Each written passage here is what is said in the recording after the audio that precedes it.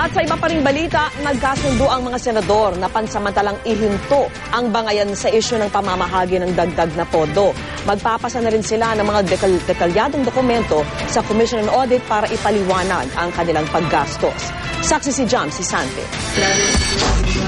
Matapos ang kabi-kabilang patutsadahan noong nakaraang linggo, patutssadahang nagsimula sa di raw pantay na pamamahagi ng savings ng Senado na nauwi sa personalan at pagkakalpa ng mga nakalipas na hidwaan, ceasefire muna ang mga mababatas na mataas na kapulungan. Ito ang napagkasunduan sa focus kaninang hapon. Napag-usapan din yon na ceasefire na muna, pero ang problema, yung mga wala dyan, baka hindi sila abot noong agreement na may ceasefire. There's no need for me to ceasefire. Hindi ako nagsasalita. Napagkasunduan din sa caucus ngayong hapon na imbis certification lang ay magpapasa na ng mga detalyadong dokumento ang mga senador sa kanilang liquidation. Kasunod yan ang hiling ng Commission on Audit na ihain ng Senado ang lahat ng mga dokumento magpapatunay kung saan nila ginastos ang kanilang pondo para sa maintenance and other operating expenses o MOE. Para ito sa no-holds-barred audit na gagawin ng COA. We can only speak for ourselves na kami magko-comply doon sa COA request na henceforth, starting 2013, hindi na kami mag-i-issue ng certification ng walang accompanying liquidating instruments.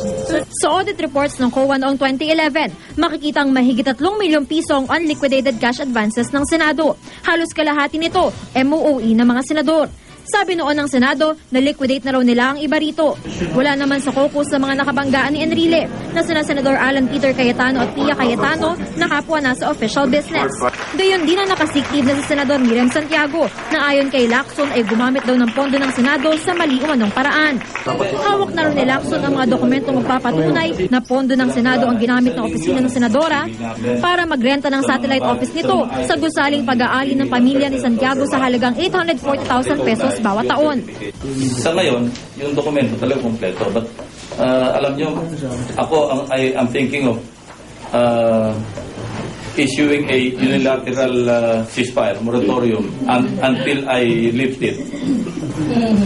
Kasi alam mo kung nakakasakit yung mga harsh words, dumanak na yung dugo doon sa hall.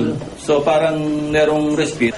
Ayon sa opisina ni Santiago, hindi pa rin daw makapagbigay ng pahayag ang senadora dahil sa masamang lagay ng kalusugan. Ako si Jam Sisante, ang inyong saksi.